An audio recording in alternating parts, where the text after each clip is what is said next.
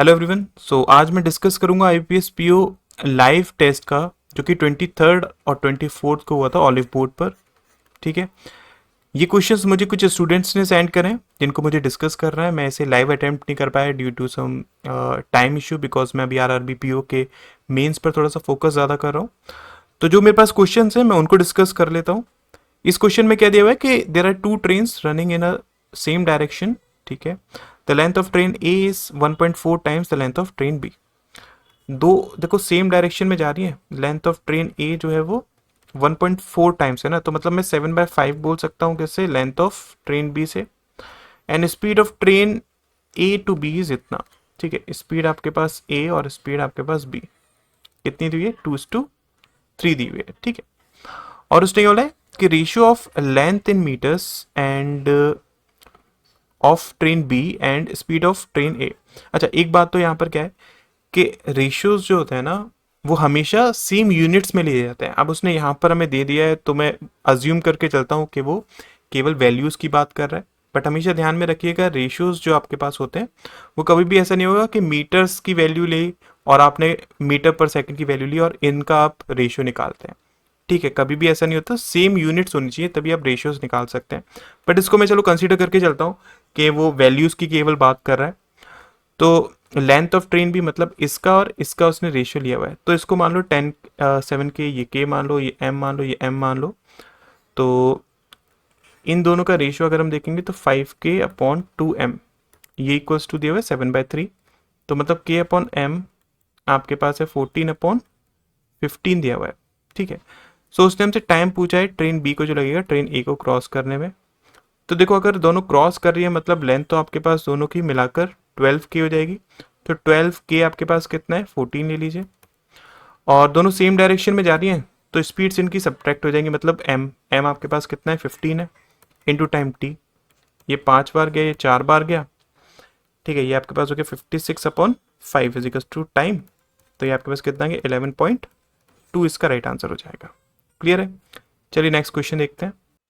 अब इस क्वेश्चन में क्या है कि Prashant, Qamar and Rachit invested the money for the same time of period in the ratio इतना। ठीक है, so P, Q and R they invested 3, 4 and 5।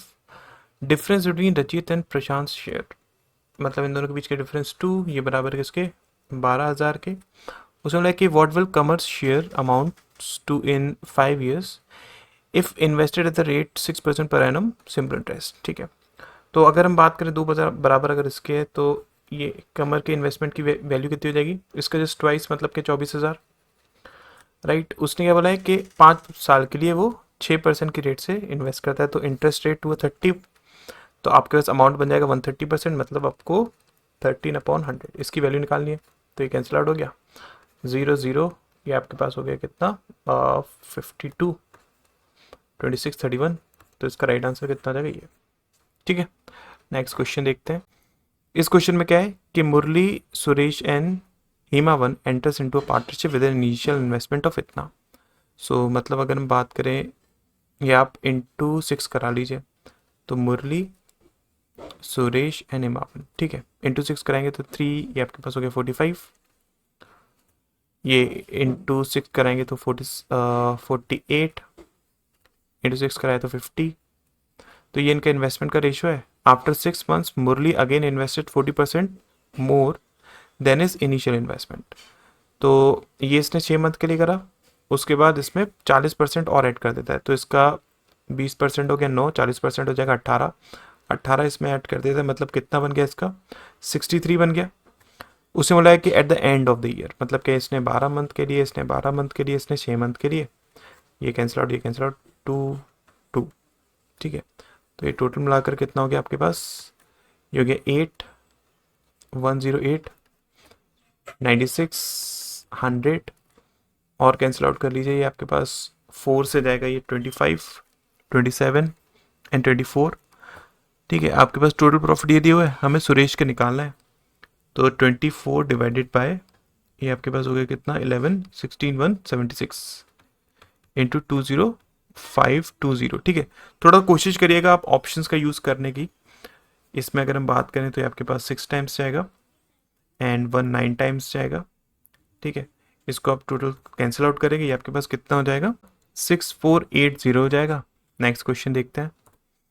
इस क्वेश्चन में क्या है कि in a college 60 teachers, number of male teachers 8, ठीक है, टोटल आपके पास है 60, मेल आपके पास जो है वो फीमेल से 8 ज़्यादा है, तो इन दोनों को ऐड करा कितना आ गया 68, डिवाइडेड बाई 2 करा तो मेल्स आपके पास हो गए कितने 34, तो बाकी के 26 आपके पास फीमेल्स हो जाएंगी। ठीक है, उसने बोला कि एवरेज जो इनकम दी हुई है मेल्स की वो 3000 रुपये ज़्यादा है किससे, जो एवरेज इनकम है फीमेल्स की, right. If the total combined income of all the females is इतना, तो देखो सारी फीमेल्स का आपके पास 5 to 1 2 3 4 दिया हुआ है, इसका मतलब एवरेज आपके पास कितना हो जाएगा डिवाइडेड बाई 26, 20,000 हो जाएगा। तो अगर ये 20,000 है, इसका मतलब सारे मेल्स का कितना हो जाएगा, वो 3,000 रुपये ज़्यादा है ना, तो 23,000 हो जाएगा। अब उसने हमसे पूछा क्या है कि आपके पास then find the average income of all the teachers, तो सारी टीचर्स का एवरेज कितना हो जाएगा, आप सिंपली निकाल लीजिए, या एक काम करिए, इसमें एलिगेशन अगर यूज़ करेंगे तो ये आपके पास 13 टाइम्स गया, ये आपके पास 17 टाइम्स गया, ठीक है, ये इसके 20,000, सो ये इंटू ये 17 इंटू 23 प्लस ये इंटू ये 13 इंटू 20 डिवाइडेड बाय 30, ठीक है, बाकी ये 3 जीरोस हम बाद में ऐड कर लेंगे, कोई ज़रूरत नहीं है। तो ये आपके पास हो गया कितना 51, 34, 39 एंड 260, तो 151 कैरी 6 डिवाइडेड बाय 30 इंटू 123, तो ये कैंसिल आउट हो गया, ये आपके पास गया 217, तो ये इसका राइट आंसर हो जाएगा, इनका जो एवरेज बनेगा। क्लियर है, चलिए नेक्स्ट क्वेश्चन देखते हैं। अब इस क्वेश्चन में क्या है कि Ganesh completed a project in 42 days and Nalin is 40% more efficient then Ganesh. तो गणेश एक काम को 42 डेज में कंप्लीट करता है और नलिन जो है वो 40% ज़्यादा है ना, मतलब क्या 7/5 है किससे, गणेश से। तो ये एफिशिएंसी है, मतलब टाइम की अगर हम बात करें तो इनका रेशियो 5:7 हो जाएगा। ये 42 डेज है, तो ये आपके पास कितने 30 डेज हो जाएंगे। उसने बोला है कि Kamal takes 26 days more than Nalin to complete the same, मतलब कमल को जो टाइम लगेगा वो 56 डेज लगेंगे, ठीक है। उसने बोला कि सब ने काम को स्टार्ट करा but Nalin left after 8 days and remaining work is completed by Ganesh and Kamal together. If they total got इतना देन हमें कमल का शेयर निकालना है। तो इसको आप कैसे कर सकते हो, देखो एक चीज़ को समझना, ये टाइम पीरियड आपके पास किसका, गणेश का और कमल का दिया हुआ है, तो इनका रेशियो कितना हो जाएगा, अगर हम रेशियो के हिसाब से देखेंगे ये आपके पास गया कितना 3 टाइम्स एंड 4 टाइम्स, ठीक है। तो टाइम का रेशियो इनका ये आ रहा है, इसका मतलब एफिशिएंसी का रेशियो इनका 4:3 हो जाएगा, राइट। यहाँ पर देखो गणेश की एफिशिएंसी 4 है, 5 है, यहाँ पर 4 है, तो ये दोनों इक्वल होनी चाहिए, मतलब कितना मैं 20 ले सकता हूँ। अगर ये 20 हो गया मतलब इंटू 5, तो ये इंटू 5 आपके पास 15 हो जाएगा। ये 5 से 20 बना गया, मतलब क्या इंटू 4, तो 7 इंटू 4 28। तो ये आपके पास एफिशिएंसीज आ रही है किसकी, नलिन की, गणेश की और कमल की। अब उसने बोला कि तीनों ने काम को स्टार्ट करा, मतलब क्या 63 यूनिट्स काम स्टार्ट करा उन्होंने, ठीक है, 8 दिन काम करा। उसके बाद क्या हुआ, नलिन काम छोड़ देता है, मतलब अब कौन काम करेगा, गणेश और कमल, तो इनकी एफिशिएंसी 35। लेट अस सपोज इन्होंने टी डेज काम करा, टोटल वर्क कंप्लीट हो गया। टोटल वर्क आप कैसे निकालो, अब देखो हमें पता है ना कि नलिन को 30 दिन लगते थे, ठीक है, उसकी एफिशिएंसी कितनी है 28 है, तो 28 इंटू 3 अगर हम करेंगे तो 60 24, मतलब क्या 84 ये आपके पास टोटल वर्क हो जाएगा। मैंने उसकी एफिशिएंसी का, नलिन की एफिशिएंसी का उसके टाइम पीरियड से मल्टीप्लाई करा दिया, दैट्स इट। ये आपके पास हो गया 24 48 50, तो 504 आपके पास हो गया 6 3 एंड 3, ठीक है, ये आपके पास टाइम पीरियड है, तो 35। क्लियर है। सो यहाँ से अगर हम देखेंगे, ये 7 से देखो 5 बार गया, 7 से 4 टाइम्स गया एंड 8 टाइम्स गया, ये 9.6 आ रहा है। मतलब अगर मैं इनके जो पार्ट ऑफ वर्क का रेशियो निकालना चाहूँ, किसका, नलिन का, गणेश का और कमल का, तो इनकी एफिशिएंसीज कितनी है, देखो ये 28 इसकी एफिशिएंसी 20 है, इसकी एफिशिएंसी 15 है। नलिन ने देखो 8 दिन काम करा था केवल, गणेश ने 9.6 डेज काम करा है, कमल ने भी 9.6 डेज काम करा है, ठीक है। यहाँ पर आपके पास 9.6, अच्छा ये 9.6 और 8, तो अगर मैं टोटल काउंट करूँ आपके पास हो जाएगा कितना 17.8, ये भी 17.8 हो जाएगा। ठीक है, सो यहाँ से अगर हम देखेंगे ये आपके पास देखो 2.2 टाइम्स क्या, ये भी आपके पास 2.2 टाइम्स क्या। ठीक है, पॉइंट से पॉइंट कैंसिल आउट हो गया, एक जीरो यहाँ पर ऐड हो गया। और अगर हम देखें तो इसको चाहे तो आप लिख सकते हैं कितना 11, ये 11, ये आपके पास 140। ठीक है, तो 140 यहाँ आ रहा है, ये आपके पास 220 हो जाएगा, ये आपके पास 165 हो जाएगा। राइट, और इसको आप कैंसिल आउट कर सकते हैं, ये आपके पास हो गया कितना 28 टाइम्स, ये आपके पास हो गया 44 टाइम्स, ये आपके पास हो गया 33 टाइम्स। ठीक है, तो टोटल आपके पास कितना ये अमाउंट है।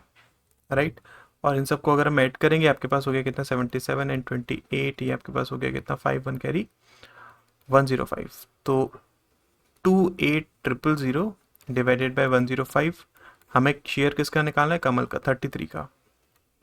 ठीक है, तो ये आपके पास हो जाएगा कितना 11 टाइम्स, ये आपके पास 3 5 टाइम्स, 4 टाइम्स, 5 टाइम्स, 8 टाइम्स, तो 8800 इसका राइट आंसर हो जाएगा। क्लियर है, कैलकुलेटेड क्वेश्चंस काफ़ी है ये। चलिए नेक्स्ट क्वेश्चन देखते हैं। इस क्वेश्चन में क्या है कि a group of people had 8 dancers, dancers आपके पास कितने 8 हैं, सिंगर्स आपके पास कितने 12 हैं। 3 people selected from the group, ठीक है 3 लोगों को सिलेक्ट करा जाता है। What is the probability of at most 2 of them are dancers, ज़्यादा से ज़्यादा 2 आपके पास डांसर्स हो, मतलब मैक्सिमम पॉसिबिलिटी ये डांसर ये सिंगर। ठीक है, ये डांसर ये सिंगर या फिर ये सिंगर, इन तीनों की आपको वैल्यू निकालनी है। ठीक है, एक तरीका तो ये हो जाएगा, आप इसकी प्रोबेबिलिटी निकालिए, इसकी निकालिए, तीनों को ऐड कर लीजिए। अगर मैं देखूँ तो इसके अलावा एक और कंडीशन बन सकती है ना कि तीनों ही आपके पास क्या हो डांसर्स हो। तो अगर मैं टोटल प्रोबेबिलिटी को मतलब 1 में से माइनस कर दूं ये वाली प्रोबेबिलिटी को, तो हमारे पास ऑब्वियसली ये सारी प्रोबेबिलिटी आ जाएंगी। तो आप इसको निकाल लीजिए, आपके पास क्या जाएगा 8C3 डिवाइडेड बाय 20C3। ठीक है, तो ये हो गया कितना 8 into 7 into 6 divided by 20 into 19 into 18। ठीक है, ये आपके पास देखिए 3 टाइम्स क्या, ये आपके पास 2 टाइम्स क्या, 5 टाइम्स क्या। राइट, तो ऊपर आ रहा है कितना 14, और ये आपके पास हो जाएगा कितना 15 इंटू 19, तो ये आपके पास हो गया 35, और ये आपके पास हो जाएगा कितना 28, तो 285। आपको 1 माइनस ये करना है, तो ये आपके पास हो जाएगा कितना 271/285, इसका राइट आंसर हो जाएगा। क्लियर है, समझ में आया।